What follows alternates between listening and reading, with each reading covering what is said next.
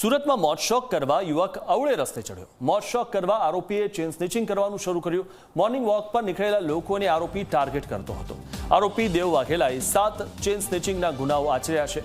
Crime બ્રાન્ચની ટીમે આરોપી પાસેથી 4 લાખથી વધુનો મુદ્દામાલ જપ્ત કર્યો છે। તો મોજ શોખ ખાતર ચોરી કરવાનું શરૂ કર્યું હતું અને 7 ચેન સ્નેચિંગના ગુનાઓને તેણે અંજામ આપ્યો હતો।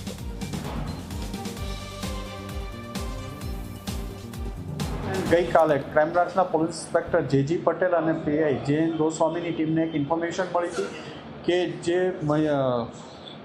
ડભોલી સિંગણપુર પોલીસ સ્ટેશનમાં 10 સાથે એક ચેન સ્નેચિંગનો બનાવ બનેલો છે અને આ ચેન સ્નેચિંગના ગુનામાં દેવ યોગેશભાઈ વાઘેલા જે રાંદેર એરિયામાં રહે છે એને કરેલો છે અને એ ચંદ્રશેખર આઝાદ બીચ તરફથી આવવાનો છે અને વેડ રોડ પર ક્યાંય જવાનો છે। આ બાતમી આધારે ક્રાઇમ બ્રાન્ચની ટીમે એને ગઈકાલે પકડી પાડ્યો।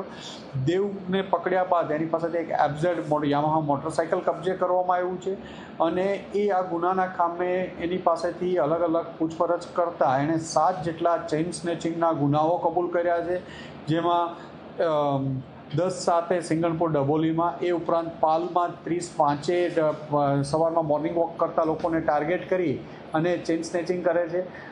એ સિવાય ઉમરા પાલ બ્રિજ તરફ ઉમરા તરફ 2 બનાવો છે, જેમાં એક ચેન પડી જતા મૂકીને ભાગી ગયેલો હતો। એ સિવાય અડાજણમાં પાલ એરિયામાં અલગ અલગ જગ્યાએ ચેન સ્નેચિંગના 7 જેટલા ગુનાઓની કબૂલાત કરેલી છે।